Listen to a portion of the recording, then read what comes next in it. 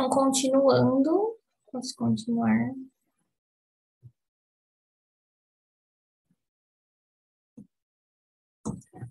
Continuando, então, a gente tinha falado das definições dentro das síndromes agudas, angina instável e os infartos com sem supra. E aqui nesse esqueminha, então, síndrome coronariana aguda, a pessoa se apresenta com dor aguda. Você vai fazer um eletro nos primeiros 10 minutos e interpretar esse eletro. Se você achou o supra, é uma síndrome com supra, então é um infarto com supra de ST. Se você não achar supra, você vai para a troponina. A troponina, ela vai te dizer, se ela vier positiva, é um infarto. Então, é um infarto sem supra. E se você tiver troponina negativa, vai ser uma angina instável, certo? Existe possibilidade de, se a troponina não vier positiva, mas vier num valor meio limítrofe, você vai seriando a troponina a cada 3 horas, mais ou menos. Aqui são, nessa tabela, os tipos de infarto. Então, isso pode ser importante, eu acho, na segunda aula do Devi, que eu acho que ele ficou falando bastante disso daqui, dessa tabela. Então, infarto tipo 1 é o principal mecanismo, que é a aterotrombose.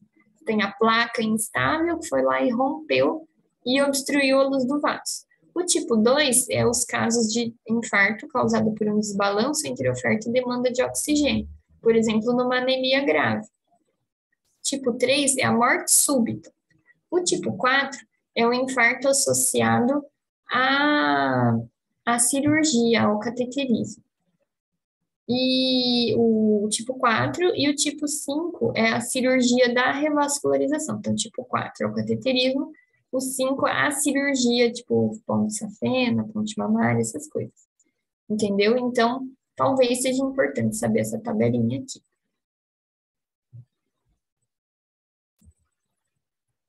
Aí vamos falar das condutas. Tá acabando, tá acabando. Quando eu não encontro supra, é um infarto sem supra, certo? O que você vai fazer?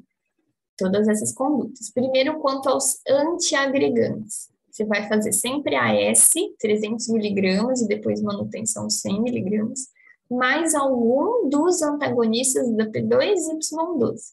Pode ser o clopidogrel, ticagrelor ou prasugrel. Algumas observações.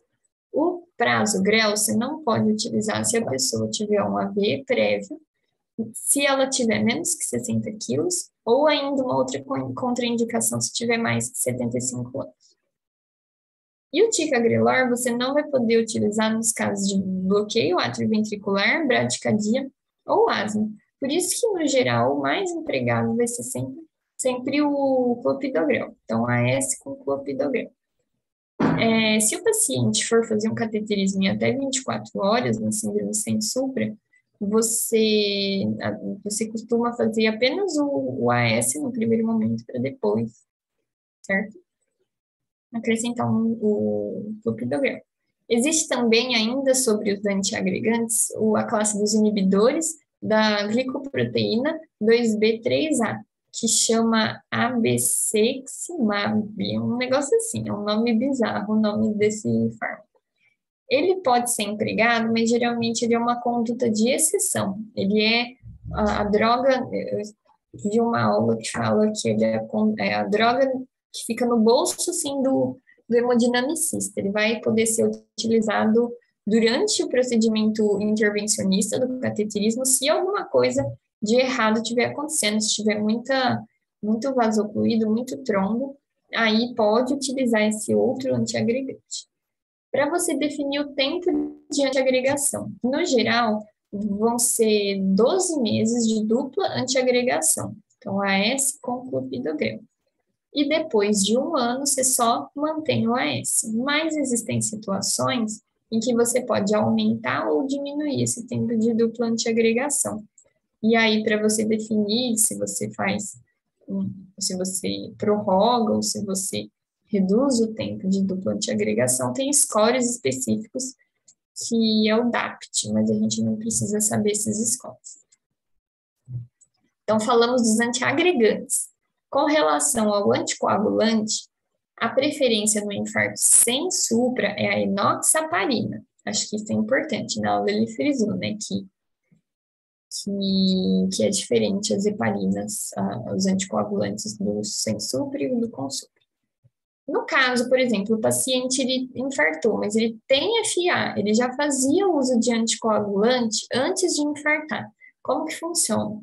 Durante a internação desse cara, você faz a tripla terapia. Então, você faz o anticoagulante que ele já está usando, ou no caso, você troca por enoxaparina. Aí você faz o AS e o clopidogrel, essas três drogas durante a internação dele. Aí, depois da internação, depois da alta, essa pessoa vai ficar com o clopidogrel e o anticoagulante dela. E depois de 1 ano dessa dupla terapia, você tira o clopidogrel e só fica com o anticoagulante, certo? Então, é meio chatinho, mas lembrar disso. Então, preferência enoxaparina, na internação, 3 remédios, depois da internação, depois da alta, 2 remédios por 1 ano, e depois de 1 ano, só o anticoagulante que ele já usava. Mais condutas mais gerais. Oxigênio-terapia, importante só abaixo de 90% de saturação que se implementa oxigênio. O nitrato, ele vai ser empregado como antianginoso, e isso é super importante, você não usa nitrato, nem se a pessoa utilizar sildenafila, que é o Viagra, e nem se ela tiver um infarto de IVD, pelo risco de hipotensão. Então, não pode nessas duas situações, pelo amor de Deus, saibam isso. Morfina pode ser empregada para dor, para pacientes que tenham disfunção ventricular esquerda e angina, o uso de beta-bloqueadores, mas está contraindicado se o paciente tiver hipotensão, assim, contraindicada muito forte, né, a palavra, pode ser necessário cuidado para empregar beta-bloqueador se a pessoa tiver hipotensão, bradicardia, ou broncoespasmo, essas coisas. Aí, nos casos de contraindicação, eu uso bloqueador de canal de cálcio. O IECA ou BRA, para pacientes diabéticos, hipertensos, disfunção de ventrículo esquerdo ou com doença renal crônica. Ou seja, basicamente quase todo mundo que está lá infartado, né? Tem que ter uma comorbidade. Spironolactona, se tiver diabetes, insuficiência cardíaca, fração de ejeção reduzida. As estatinas, igual eu já tinha falado, igual para doença crônica, a meta é 70, assim, pelo menos abaixo de 70, mas o ideal é 50 de LDL, né? E como a pessoa está recebendo um monte de remédio ao mesmo tempo, dá um omeprazol para ela, para aguentar o estômago. E para reduzir a chance de sangramento gástrico, né? Porque você está dando um monte de coisa que inibe coagulação. Que nem eu já tinha falado, você vai usar o bloqueador de canal de cálcio nos casos de contraindicação ao beta-bloqueador ou se tiver refratário ao uso do beta-bloqueador. Aqui na síndrome sem supra, mandar para o cateterismo basicamente é exceção. Vai depender do risco do paciente. Existem scores, tipo, tem o time risco, tem o score de Grace, eles vão tentar falar para a gente se esse paciente sem supra ele é alto, baixo, médio risco, mas na prática, o seu principal parâmetro na prática é o nível de troponina. Troponina muito alta é um alto risco, troponina mais baixa é um baixo risco. E isso determina se você manda a pessoa para o cateterismo ou não. Se o paciente for baixo risco, a conduta é conservadora, você não vai mandar para o cateterismo, não invasivo. Se for intermediário ou alto risco, aí você indica o cateterismo em 24 até 48 horas, certo? Então, essas foram as condutas do infarto sem supra. E agora o infarto com supra, para a gente terminar. O infarto com supra tem o supra. O infarto com supra, ele representa a presença do supra, que a gente já falou os parâmetros, né? Aqui a gente já falou tudo na parte de eletro, nessa primeira tabelinha. A localização da artéria culpada, de acordo com as derivações acometidas, e também os valores de supra, que é 1 milímetro de elevação do ponto J, aí se for V2, V3 ou mulher, 1,5, homem mais velho, 2, e homem mais novo, menos de 40 anos, 2,5 supra. de ST, do ponto J, para considerar o supra. E o supra, ele representa 100% de interrupção do fluxo sanguíneo. Então, o vaso está totalmente ocluído. Por isso que tem o supra, a necrose, a corrente de lesão, ela é subepicárdica. Então, a ponta do vetor aponta, vai apontar para a derivação que você está olhando. Então, por isso que gera deflexão positiva, que é o supra. Isso daqui a gente já falou, né, certinho. Então, a evolução no elétron, primeiro, a onda T, que fica apiculada, simétrica, de mesma polaridade. Depois tem o supra. Aí, conforme o tempo vai passando, a onda T, ela vai inverter a polaridade e surge a onda Q de necrose, que é aquela que fica alargada e profunda. É a onda Q patológica, que indica que já teve a necrose.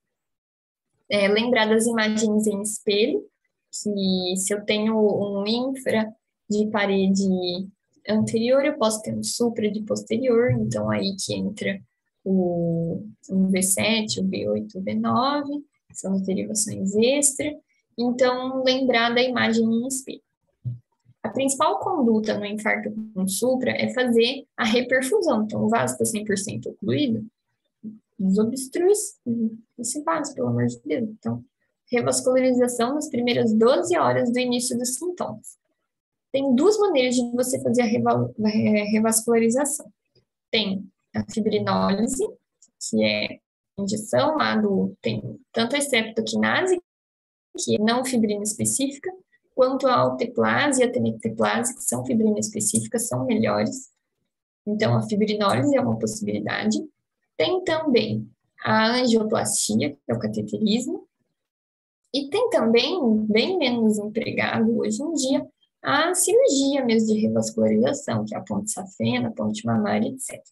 Mas é casos, assim, bem exceção mesmo, ultimamente.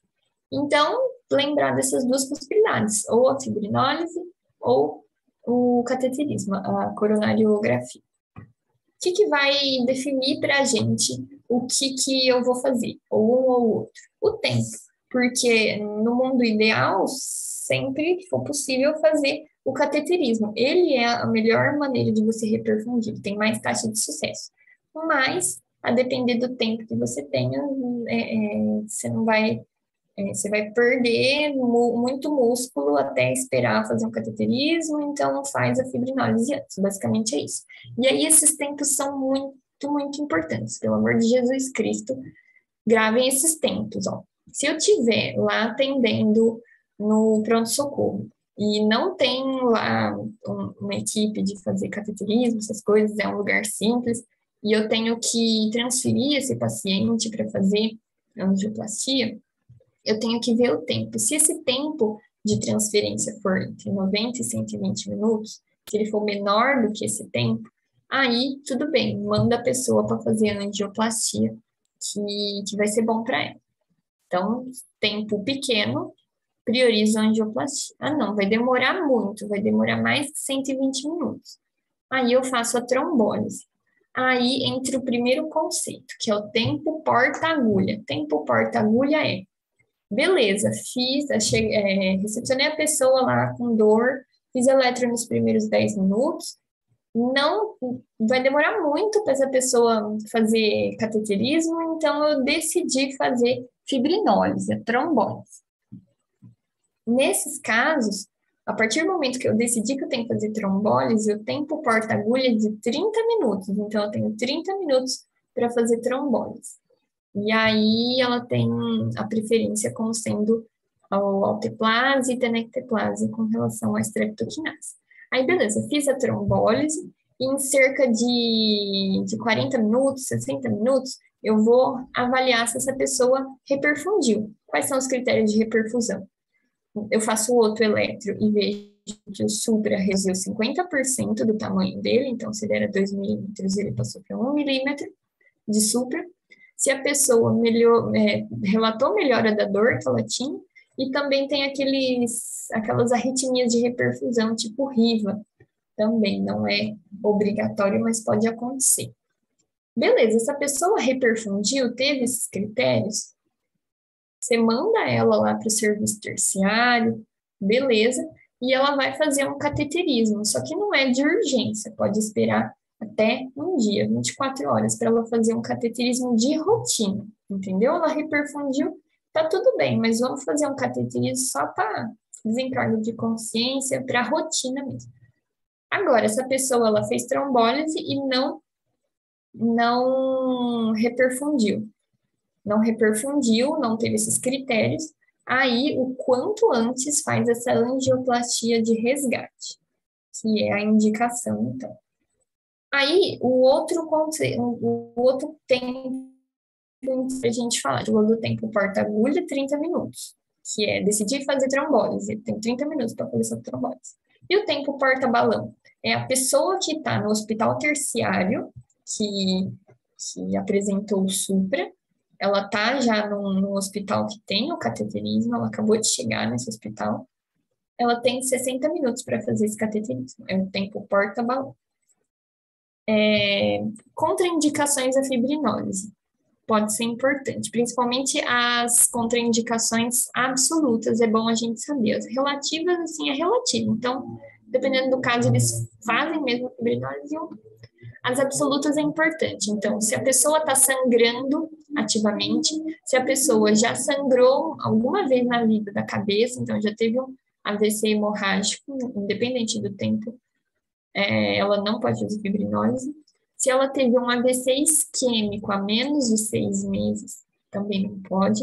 Se teve um trauma, uma cirurgia grande no último mês, um sangramento do trato gastrointestinal prévio no último mês, dissecção de aorta, punções não compressíveis nas últimas 24 horas antes dela infartar, sangramento ativo, igual eu falei, e algumas neoplasias ou MAVs do sistema nervoso central. Todas são contraindicações absolutas de fibrinólise. E aí as relativas, assim, só dá mais uma lida, porque elas não são menos importantes, digamos assim. E aí o tratamento farmacológico não fibrinolítico, né? Vai envolver os antiagregantes plaquetários, AS, mais um antagonista de P2Y12. Preferência é o clopidogrel. Principalmente se você for fazer a fibrinólise, a preferência vai ser o clopidogrel. Tempo de antiagregação, mesmo raciocínio do infarto sem supra. Você vai fazer dupla antiagregação por 1 ano, sendo que esse tempo pode ser prolongado ou reduzido, depender de scores específicos do paciente. E aí, depois de 1 ano, fica só com um AS.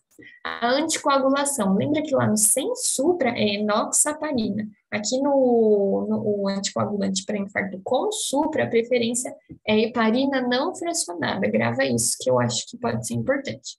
Sem supra, enoxaparina, com supra, heparina não fracionada. Aquela a história da pessoa que tem FA, mesmo raciocínio aqui, igual no sem supra. A pessoa tem FA, durante a internação, 3 remédios. Vai de alta, 2 remédios, o clopidogrel, mais a anticoagulação dele, no caso, os NOACs, né? Ele volta para o remédio original que ele tinha tomado. Depois de 1 ano, aí ela só vai ficar com o anticoagulante. Existem exceções em que eu posso dar alta para a pessoa com tripla terapia no infarto com supra, se eu ver que essa pessoa tem um risco isquêmico grande, mas uma chance de sangrar trato gastrointestinal, uma chance de sangramento no geral baixa. Então, para esses pacientes que têm um benefício suposto, eu posso manter por 1 mês após a alta tripla terapia, e depois fica dupla terapia por 1 ano. Depois de 1 ano, fica só o anticoagulante. Dá para entender isso? É meio confuso.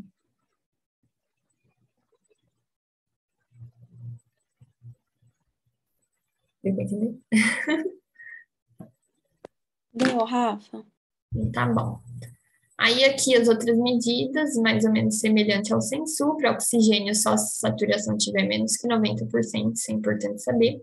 Os nitratos você vai usar, exceto se for infarto de VD, ou se a pessoa usar sildenafila. Alívio de dor, usa morfina. Beta-bloqueadores, mesmas indicações, se for contraindicado, usa bloqueador de canal de cálcio. O IECA ou o BRA, geralmente no infarto com supra, sempre são empregados, especialmente o IECA, porque ele ajuda no remodelamento cardíaco, certo? As estatinas também, mesmas metas, e tem o IBP, porque está tomando um monte de remédio. Terminamos o infarto com supra, rapidinho agora para a gente falar das complicações associadas ao infarto, que aí já entra a aula da Kelly. Nessa aula da Kelly, ela falou de complicações mecânicas do infarto e de dissecção de aorta.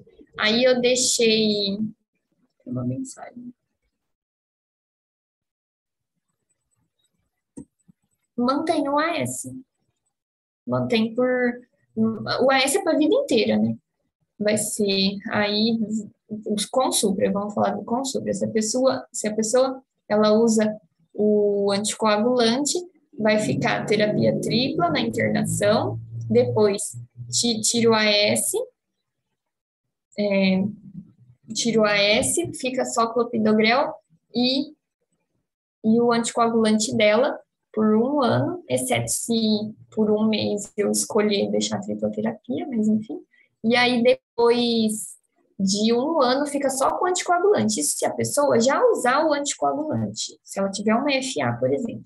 Mas no paciente que não tem FA, eu vou fazer eu vou fazer na pessoa que não tem FA, eu vou deixar ela durante a internação só com anticoagulante, porque é de praxe, e a clopidogrel. Aí saiu da internação, não usa mais anticoagulante. E aí eu vou deixar esse com clopidogrel por 1 ano, e depois de 1 ano, tiro o clopidogrel, fica só essa e aí fica para a vida inteira. Se a pessoa usa o anticoagulante, ela, depois de 1 ano, fica só com anticoagulante para a vida inteira, entendeu? Tem essas diferenças. Beleza, entendeu? Aí a gente estava falando agora dessa última parte, complicações mecânicas do infarto. Na aula da Kelly, ela também falou nessa mesma aula de dissecção, só que eu deixei para amanhã, certo? Porque aí já é outro tema que não tem nada a ver com isso, então eu quis fazer só ECG e infarto hoje, para depois o resto é o resto amanhã, certo? Então, para finalizar, vamos falar dessas complicações mecânicas do infarto. Elas são mais frequentes no infarto com supra, afinal de contas, o com supra ele é uma oclusão 100% da artéria, tem uma isquemia transmural, então né, dá mais chance de coisas darem errado, entendeu? De complicações ocorrerem quando eu tenho esse tipo de isquemia. A mortalidade, se a pessoa tiver complicações, aumenta em 4 vezes, além da chance dela morrer pelo infarto.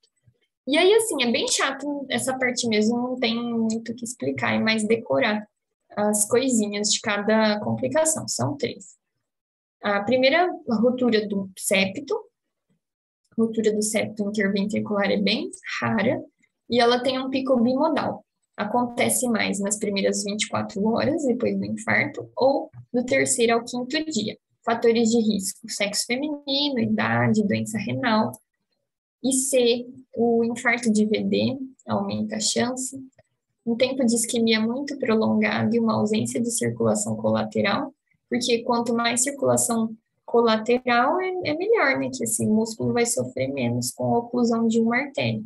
Agora, se for um evento muito súbito, que não deu tempo, né, do coração ir remodelando ao longo do tempo para fazer colateral, aí é pior, tem mais complicação.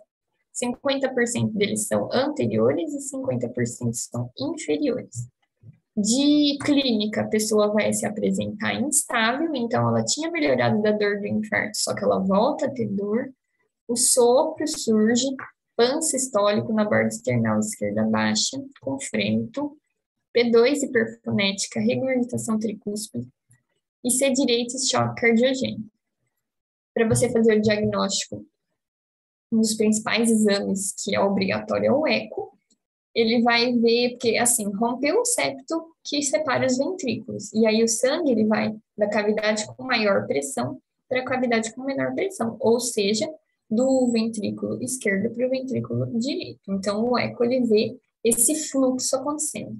Outra forma de você ver indiretamente esse fluxo ocorrendo do ventrículo esquerdo para o direito é o catéter de Swan-Ganz. Ele vai medir o oxigênio. Então, ele vai notar que do átrio direito para o ventrículo direito, eu tive um salto oximétrico. Por quê? No átrio direito, normal, sangue desoxigenado.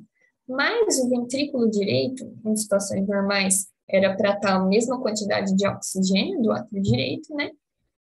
Quando eu tenho a comunicação interventricular, por conta dessa ruptura do septo IV, o sangue oxigenado do VE passa para o VD. Então, o teor de oxigênio do VD aumenta. Por isso que do átrio direito para o ventrículo direito, na ruptura de septo, eu vou ter um salto oximétrico. Eu tenho uma diferença de oxigenação entre essas duas camas. O tratamento, ele vai ser cirúrgico, e você tem que fazer um cateterismo precocemente para detectar essa alteração e programar o tratamento. Essa parte aí, da parte de ruptura de septo, acho que o mais importante é saber desse salto oximétrico do catéter desflangante. Sobre rotura do músculo papilar, agora, ele é mais frequente no infarto inferior, no sexo feminino e com doença renal crônica também. Essa parte é importante, ela frisou bastante na aula, que pode cair, então. O músculo papilar mais frequentemente acometido é o póstero-medial. Grava isso, pelo amor de Deus. Póstero-medial é o mais frequentemente acometido, que mais rompe. Por quê? Porque ele é o único músculo papilar que tem uma irrigação única. Então, se cortou aquela irrigação, acabou, ele vai ter mais chance de romper. E essa irrigação é feita pela descendente posterior. Então, grava isso, ruptura de músculo papilar. Principal, que rompe póstero-medial. Por quê? Porque ele só tem uma irrigação, não tem outro vaso para ajudar a irrigar ele, que é a descendente posterior, é um ramo da descendente posterior. O quadro é bem inespecífico, assim, pode ter a instabilidade hemodinâmica, insuficiência mitral, congestão, etc. As medidas, assim, tem medidas mais gerais, mas o mais definitivo vai ser a cirurgia mesmo, com prótese.